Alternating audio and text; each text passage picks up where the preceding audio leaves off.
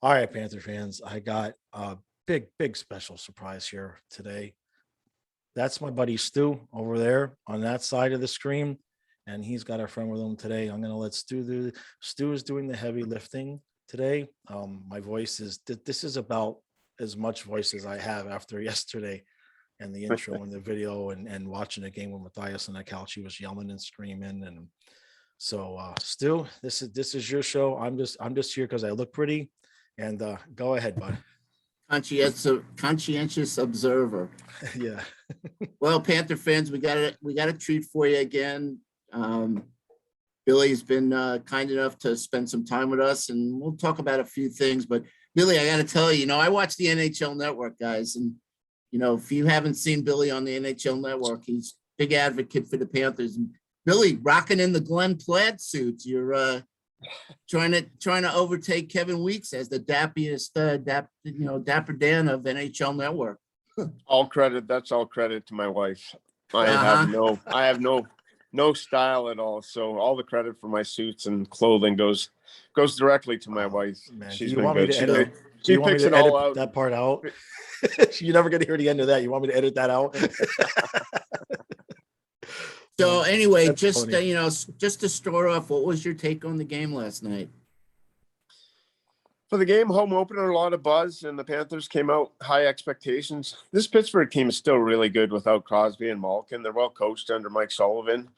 They can skate really well, and it showed last night. Penalty problems for the Panthers 9 times in the penalty box. That allowed Pittsburgh to get back in the game in that second period, and then they had an explosion there in the third period. But the Panthers, this is a team that are just going to be able to score their way out of problems. They're at that explosive. They can score very quickly, and it showed a couple of goals by Ekblad and the overtime winner by Verhaeghe. No quit in this team. I was disappointed in the power play and how it looked. The puck movement wasn't sharp, wasn't crisp, and kind of took the momentum away from the Panthers. At times, really impressed with Sergei Bobrovsky, his ability to make the saves at critical points in the game. We got an extra point because of Bobrovsky. The breakaway save on Rodriguez in overtime comes at a critical point, and then Verhaeghe comes down the other way and scores. So if you piece it all together, team played really well on a hyped night against a very good Pittsburgh team. So got to be able to stay out of the penalty box. Fans always going to blame the refs. For me, I want to state this: the refs and everyone, everyone thinks the refs are out to get it. It's not the case. Never blame refs for wins and losses in a game, because it evens out throughout the course of the year. Yes, maybe some calls are bad, maybe they go against you, but if you ever blame refereeing for wins and losses towards the end of the year, then that's just excuses. You're just looking for excuses, and there's no excuses in the locker room. Then too, that's the way they were able to battle through it. They did take a ton of penalties, so that's a good thing. So they went through some adversity, and in the end, they showed that they got that goal scoring power. Barkov was tremendous in the face-off circle, a couple assists. So if you add it all up at the end of the night, there was a lot of good things that happened in that game, and you were able to get the win and get the 2 points. The only thing, so clean up the power play, stay out of the penalty box. And that first Ekblad goal is something I almost never seen in hockey before with the rugby scrum. I've never seen eight players. I've never seen eight players. It Eight looked like players a in the goal rugby crease. scrum. That's exactly right. That was crazy. The only person on the ice that knew where the puck was Ekblad when it came out. Right, the referee and everyone was still looking in the circle. Ekblad came out, and he could have had about 15 seconds there to put it in the net. So it was a wild night, but it was so entertaining that first game. It was as far as entertainment value, it was through the roof. Yeah. No. Well, I agree with you. I had in my notes, obviously, the Penguins not having Crosby, the Panther killer, was definitely a positive. And I got Bob's name written down here with like 5 stars around him, because I really feel that Bob won the game for us last night. It was, I'm not going to say the old Bob. I'm just going to say the Bob that we know. Well, Billy touched on it perfectly there with the timely save, and that's been the biggest thing since Bobrovsky's been here, is that he's making the great saves in the second period, and then the third period and overtime not as much. But Billy, you brought up one thing I want to ask you about, and I've seen this with a lot of other, talk around the league where the league is kind of asking the refs to be more, to call a little bit more, to be tighter and tougher with the calls. Do you think that played into it last night? Because some of the calls seem like we wouldn't normally see things called that tight. You'll see it at the start of the seasons. The refs going to crack down the cross-checking, the new mandate that came down on cross-checking, that they want to be really strict about that. So they're going to see some cross-checking penalties that maybe you never saw. But as the season goes on, you'll start to see the players adapt and start to figure it out. Right. And you'll see the penalties decrease. It happens every season. There's always this flux of penalties at the start of the year. The refs want to call everything strict. And then the players and the refs will adjust throughout the course of the season. And things that were called early in the season might not get called later on as they start to tweak it and figure it out, and they get their review process. And then the players too will adapt to how the referees are calling a game. They understand what can and can't be done. So that will change over the course of time. And for fans watching out there, the refs are evaluated after every game. And the refs have to have a good season for themselves and the linesmen. The only way they get to the Stanley Cup playoffs is based on their evaluation.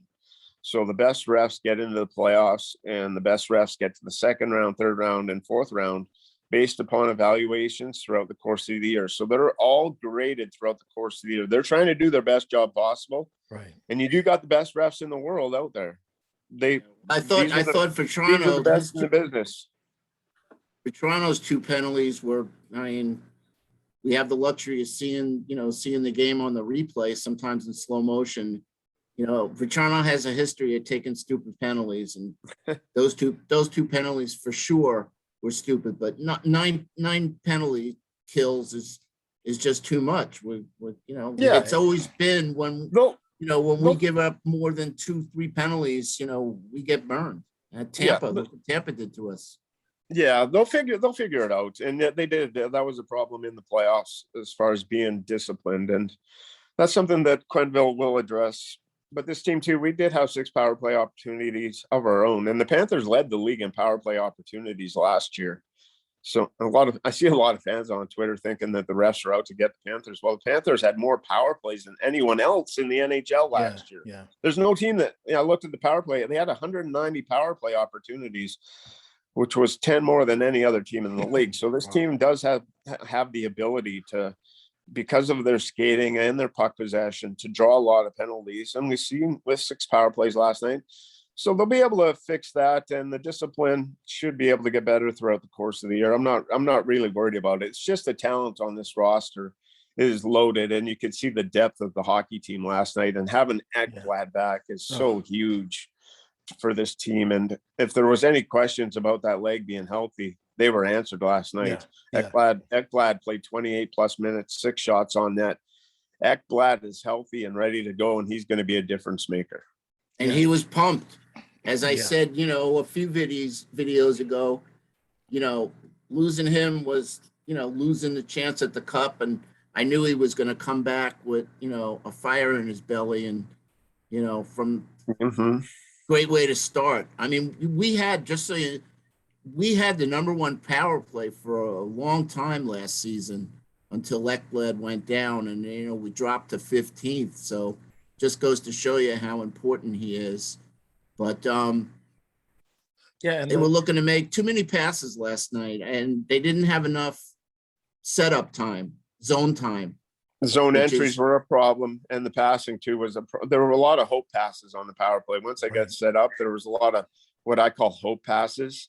You're trying to force the pass through the middle of the ice. It was impatient. But this is a talented group, and they'll be able to figure it out. The power play will score some goals and be effective throughout the course of this year. But tried to force the issue, some new players on the power play. Again, just like every team, you're just looking to get off to a good start, and you're going to look for improvements throughout the course of the year, areas that you're going to need to improve on. And you got one of the best coaches to help your team do that.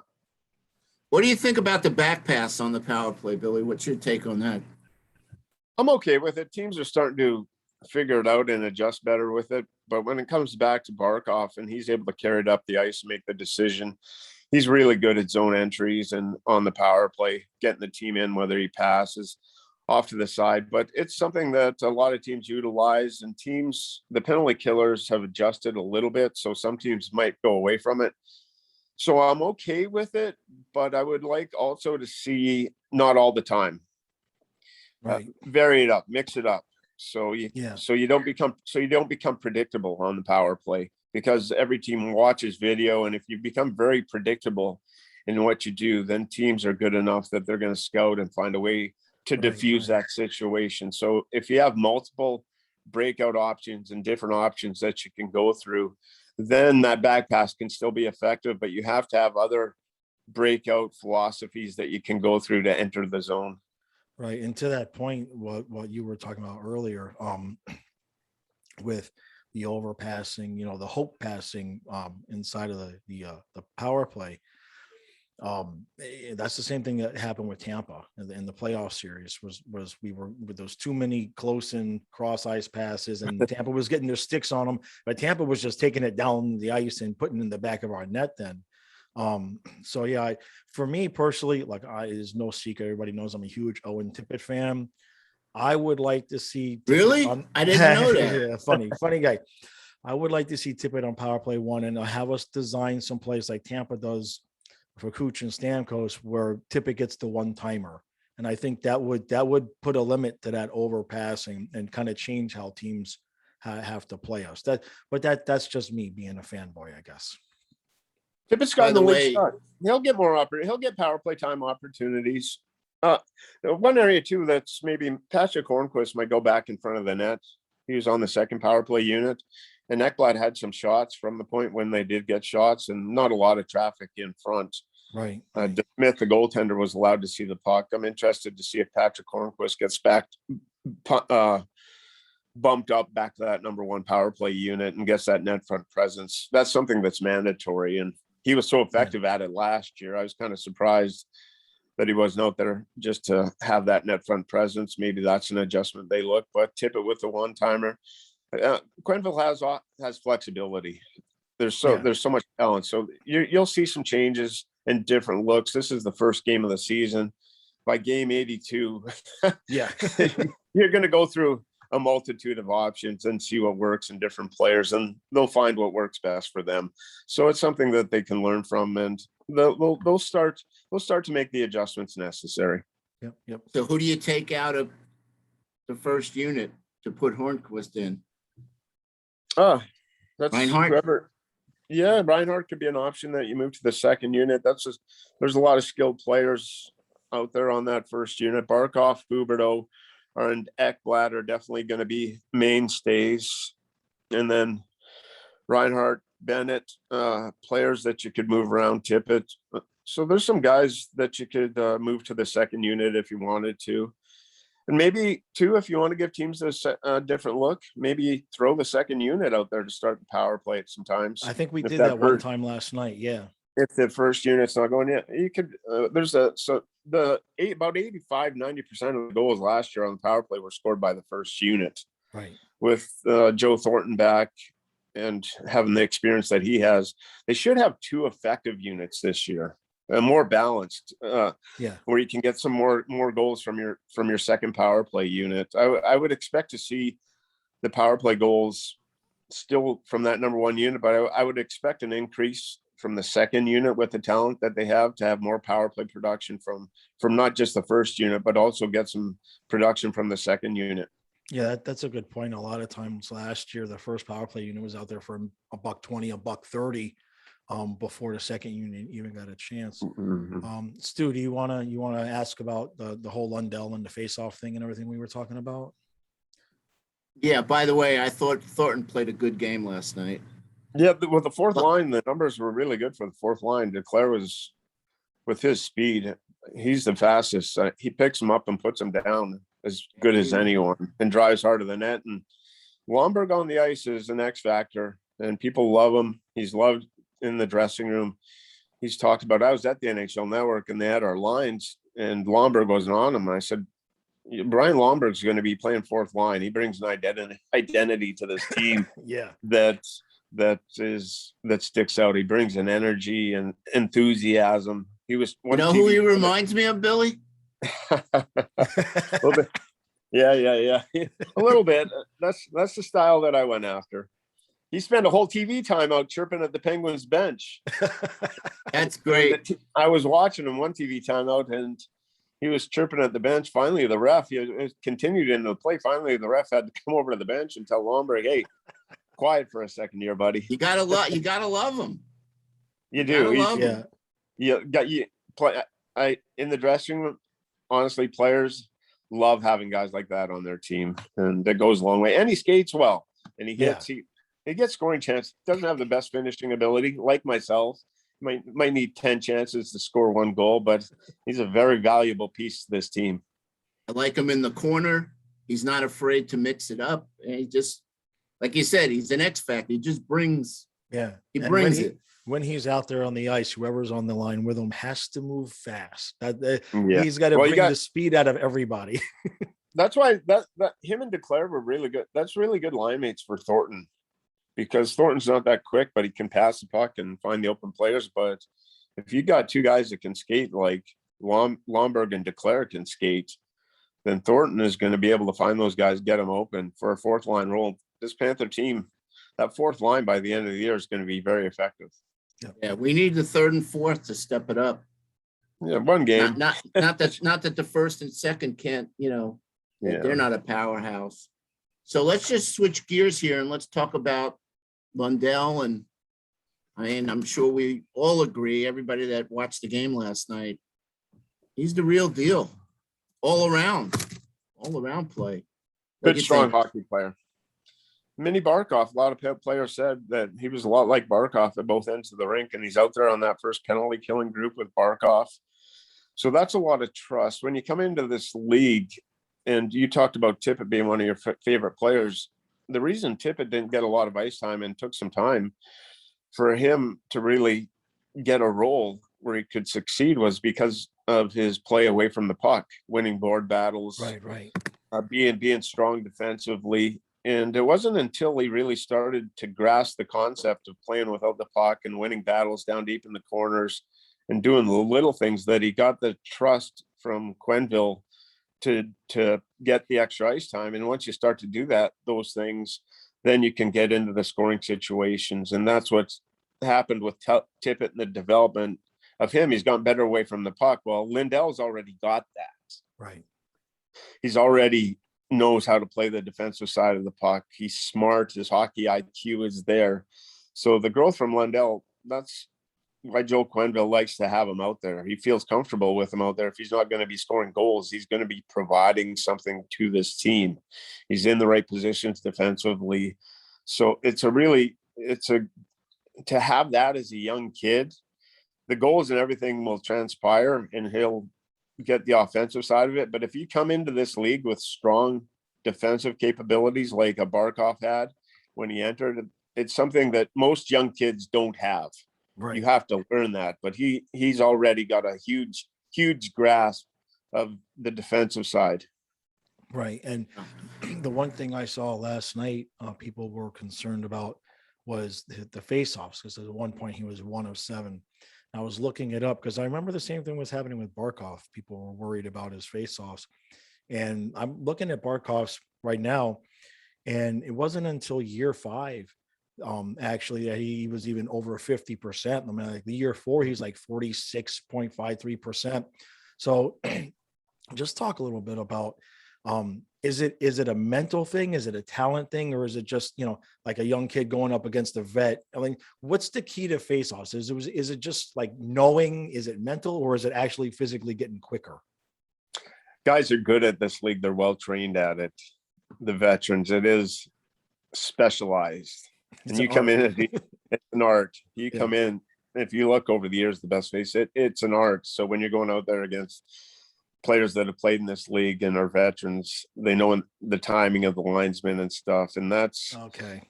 It'll take some time, but they work on it in practice. But you walk into that face-off circle and you go against a good face-off man, it's an art that you kind of develop over time. And as a young kid, you talked about Barkov numbers taking a while. The same thing with Sidney Crosby. That was one area he had to address as he started to move on, as he get better in the faceoff circle. Connor McDavid's the same thing. Connor McDavid wasn't good in the faceoff circle. He's starting to get better. That's one of the toughest things to be. You'll rarely see a youngster come into this league and be dominant in the faceoff circle right off the bat. It just doesn't happen. It's one of those things that develops very slowly. Right. And even the best, it takes the best in the world a long time to get good at it. Right. I mean, even Barkov, when you think of Barkov being one of the elite centers in the game, it's not like winning. It's not like you get to 60, 70%. He's still just under 55%. So it's still just almost a dead draw, even for the good ones, you know? Mm-hmm. And it does, you need your wingers to help out on you. If you're a winger or centerman that likes to tie, a lot of centermen just like to tie up the other centerman and get help from their wingers coming in to help out and got the puck. You actually saw it on the Verhaeghe goal.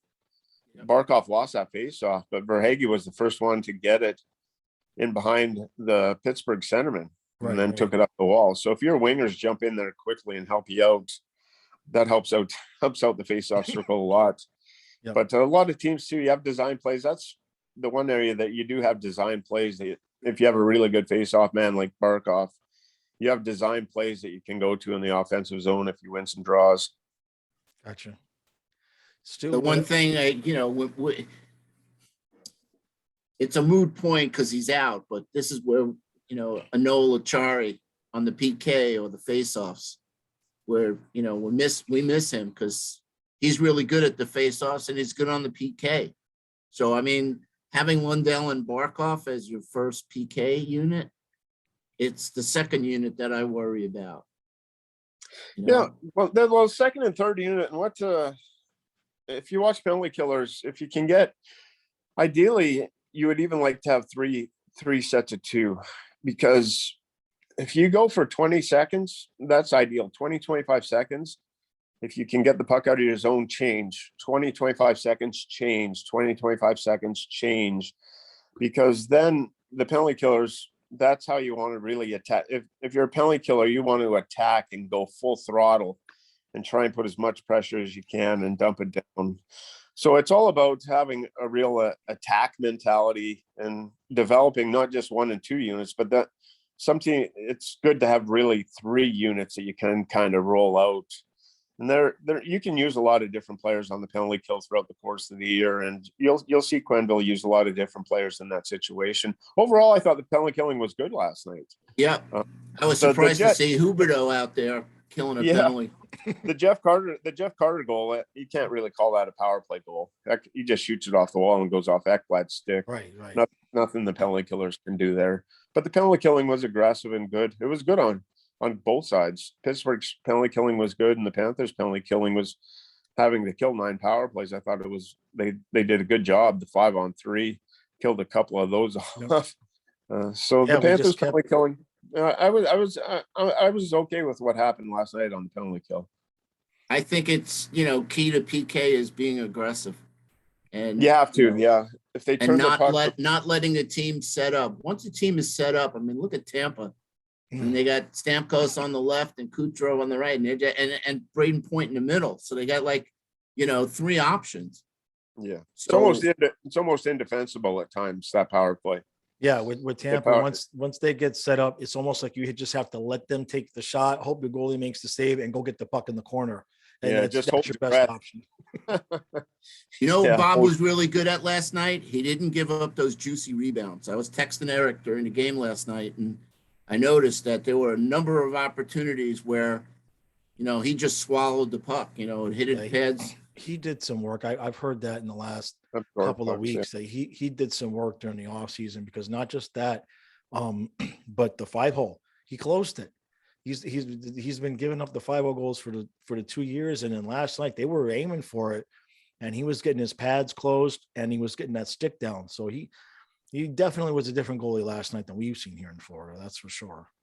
He absorbed rebounds really well, kept that paddle on the ice to close that 5-hole. And Bobrovsky, the work ethic's never in question. He always puts in the work. he almost overworks at times. I would assume that's where maybe he gets in a problem mentally, is that I'm not doing well, work Right. harder instead of, okay, not doing well. Let's take a step back and Blacks. relax and just kind of let it breathe here.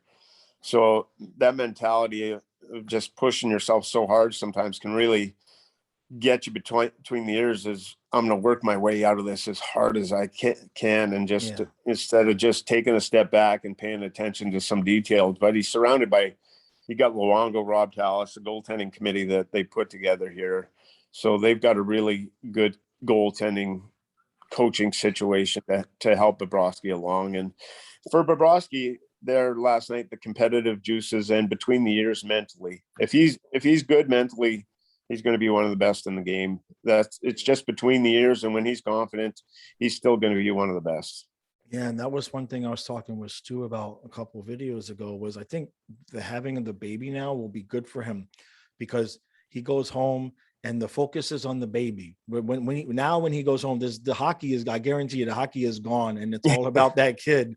And Mm-hmm. then it's about the kid until he leaves the house, and then it's hockey. So to what you're saying about him kind of needing to take a step back, I think having the baby is going to force him to take that step back, and it won't constantly just be like hockey in his brain, Yeah, that is a good thing. Yes, that definitely can help when you're busy at home and you have some distractions. Another part, and what an exciting you think playing in the NHL. So being a father, the Yeah. greatest experience, Yeah. all the experience of Vezina trophies. So that's That trumps everything. having Let that. me tell you. Yeah, it's a Stanley Cup for a family. So that's a big part of it, and that probably put a smile on his face too, made him so happy. So if you look at that and you add that to your life, and so Bobrovsky, that is something that you can take a look at, as you say, that the distraction too, but also the enthusiasm that it brings Right. to him and his family. Yep. So we got Bobrovsky against the Islanders, and I think Knight's going to start against Tampa. Is that Spencer, right? That's a good chance of that. Yeah. Okay, without the goaltending, the team, it's gonna be they're gonna be fun. Like last night, the entertainment value around this team is through the roof. How was the crowd last night? So a Good. lot of empty seats. Yeah, Loud. it was so fun to have the fans back. They were missed, and yeah. it was loud in there, and the players, you can notice the enthusiasm. The Ekblad after he scored the tying goal, just when you don't have the crowd, you maybe don't have kind of that juice and stuff flowing through your veins. So having capacity back, crowds back all around the NHL, it's what makes the game. The fans are what makes the game. That's what it's all about. And Yeah. to have fans, the fans are what's really what makes everything possible for the players and the league. Without the fans, you don't have it. So the fans are invaluable to the sport of hockey and all sports, but to have them back in the building, it was a rush. Yeah, it was I'll tell you the thing that happened in my house. This is minorly off topic, but I have 3 dogs, and I had 3 dogs, and my lab passed away last year, but I still have the Saint Bernard, and I have the smaller one, Ellie. And Ellie's shtick is whenever anybody scores a goal or we're yelling and we're screaming, she will jump off the couch and would always attack Sonia, the lab. And we'll just go over there like, but she hasn't done it to anybody since the lab passed last year. Last night when we scored in overtime, and I'm jumped off the couch, and my son Matthias jumped off the couch. Ellie was sitting there with me, and she jumped off the couch and ran and attacked Fluffy, the Saint Bernard. And he was like, "What is going on?" Because he's just a big baby. He's never had it happen. So I'm sitting there jumping up and down with Matthias, and Ellie's over there, half attacking the Saint Bernard, and he's on his back, flopped over, like, "I'm good. I'm." It was the point being with the fans. Yeah, it just brings a completely different element to everybody's experience. Just look at 96. Right. I mean, right. Miami Yeah, there were Arena rats. was a small place. Yeah. I mean, forget about the whole thing with the rats. But as far Yeah. as you could feel the intensity. And I'm So- excited too, because what we had back there and the fan base, and everyone talks about Florida not being a great place to play. This is a great place to play. And when we had that fan experience back there, when we won, and it was the fans in this city, that's why I fell in love with South Florida and loved being down here. The embrace that we got early on, it will come back. It'll come back. And this is the team to bring it back. They're going to be so exciting to watch all year. Yep. Well, I want a Nabs Panther rematch 25 years after 96. Yeah. Very possible. Very Yeah. possible. Yep. Just got to get through the first round. Once we get through the first round and get that confidence, we got that, we got that weight off us of, not going past the first round, then anything can happen. Yeah. They'll learn from last year's playoffs. And it's a learning step. Remember when Tampa Bay, they just sailed through the league, crushed everyone, then got swept by Columbus, and everyone thought how they're going to get back from it. But they learned and won back-to-back Stanley Cups every year. That's why you got to get in the playoffs, because every time you're in there, it's a learning lesson, and it helps you out a ton. Speaking of Tampa, my theory over the summer has been that they're going to probably start slow, maybe the first 20, 30 games. And the reason being is after having done everything they did to win 2 championships, my feeling, my take anyway, is that they're going to kind of be a little bit spent, a little bit emotionally, and maybe even physically exhausted, and then kind of pick it up towards the second half of the year when the games really start to matter again. Does that sound viable for hockey players? Yeah, that's correct. It's hard, back-to-back Stanley Cups, and put the weight back on, the strength, the muscle mass that it takes. I would usually start 200, 205 pounds and end up around 190, that area. So 10, sometimes 15 pounds would come off, and I'd need the 4 or 5 months if I miss the playoffs to get back to that weight, or at least 4 months. But if you have a shortened summer, you just can't put the strength back on.